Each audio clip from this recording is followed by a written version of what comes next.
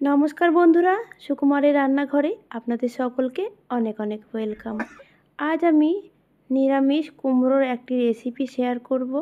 তার জন্য দেখুন 500 গ্রাম মতন কুমড়ো নিয়েছি। কুমড়োটা প্রথমে কেটে নেব। মাঝামাঝি কেটে বীজগুলো ফেলে দিলাম। এবার দেখুন খোসা ছাড়িয়ে ছোট ছোট টুকরো করে নেব। খুব ছোট কিন্তু করব না, আমি আপনাদের দেখিয়ে দিচ্ছি ঠিক কীরকমভাবে কুমড়োটা কাটবো। সবগুলো কুমড়োর খোসা ছাড়ানো হয়ে গেছে। এবার দেখুন ঠিক এইভাবে একটু মোটা টুকরো করে কেটে নেব। সবগুলো একইভাবে কেটে নেব।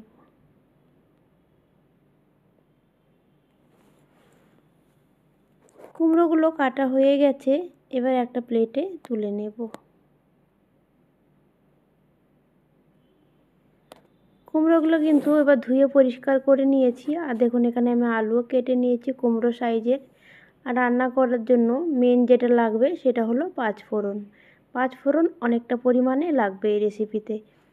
দেখুন প্রথমে পাঁচফোড়ন বড় চামচের 1 চামচ একটা কড়াইতে দিয়ে দিলাম। আর দিয়ে দিলাম হাফ চামচ গোটা জিরে। পাঁচফোড়ন আর গোটা জিরেটাকে আমি শুকনো খোলায় ভেজে নেব।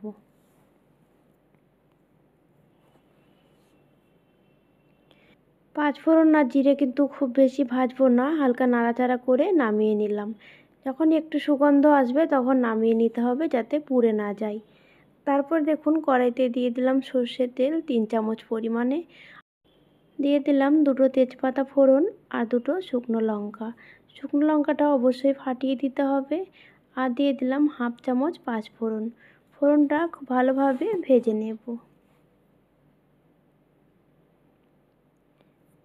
ফোড়নটা ভাজা হয়ে গেছে, এবার দেখুন কেটে রাখা আলুগুলো দিয়ে দেব। যেহেতু কুমড়োর তুলনায় আলুগুলো একটু শক্ত বেশি, রান্না হতে টাইম লাগে, তাই আমি আলুগুলো আগে দিয়ে দেব। দিয়ে একটু নাড়াচাড়া করে ভাজা করে নেব। নাড়াচাড়া করে নেওয়ার পরে এবার আলুগুলো ঢেকে দেব। ঢাকা দিয়ে আমি কিছুক্ষণ রেখে দিয়েছিলাম, এবার ঢাকাটা তুলে নেব।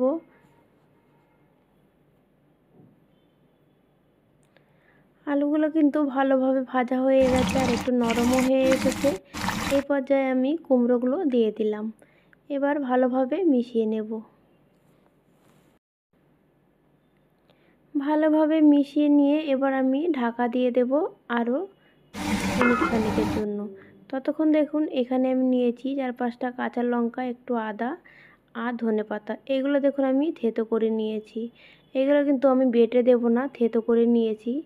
এবার দেখুন ঢাকাটা তুলে নিয়ে কুমড়ো আলুর মধ্যে আমি থেতো করে রাখা আদা, কাঁচা লঙ্কা, ধনেপাতা দিয়ে দিলাম। দেওয়ার পরে খুব ভালোভাবে মিশিয়ে নিয়ে আমি একসাথে সব কিছু কষিয়ে নেব।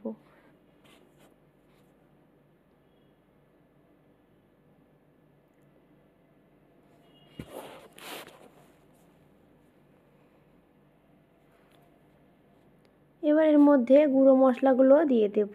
স্বাদ মতো নুন, হাফ চামচ হলুদ গুঁড়ো, হাফ চামচ লঙ্কার গুঁড়ো দিয়ে দিলাম। গুঁড়ো মশলা থেকে কাঁচা গন্ধ চলে যাওয়া অবধি কষিয়ে নেব। যখন গুঁড়ো মশলা থেকে কাঁচা গন্ধটা চলে যাবে তখন কিন্তু ভালোভাবে কষানো হয়ে গেলে জল দিয়ে দেব।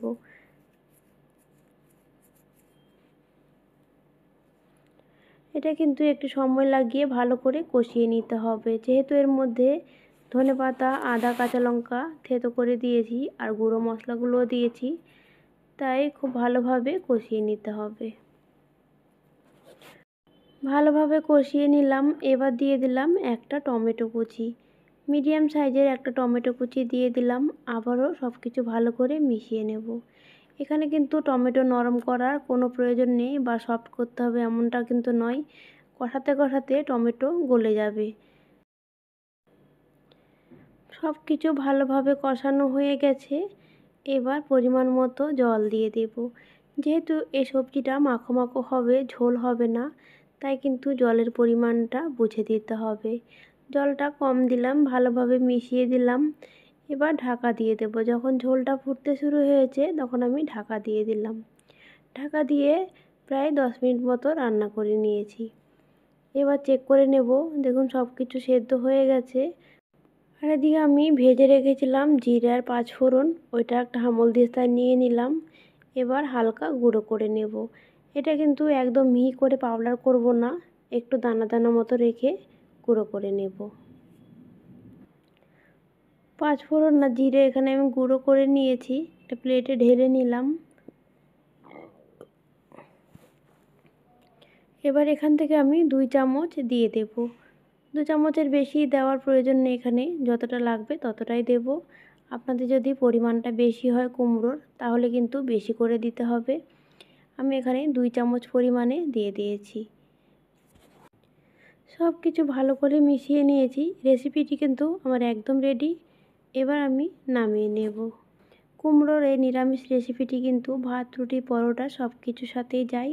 বন্ধুরা, আজকে আমার এই কুমড়োর নিরামিষ রেসিপিটি কেমন লাগলো কমেন্টে জানাতে ভুলবেন না। আর আপনারাও বাড়িতে এভাবে তৈরি করে খাবেন। আশা করছি আপনাদেরও খুব ভালো লাগবে। তাহলে বন্ধুরা, আজকের জন্য এটুকুই। আবার আসবো অন্য কোনো দিন অন্য কোনো রেসিপি নিয়ে। ততক্ষণ আপনারা সকলে খুব ভালো থাকবেন। ধন্যবাদ।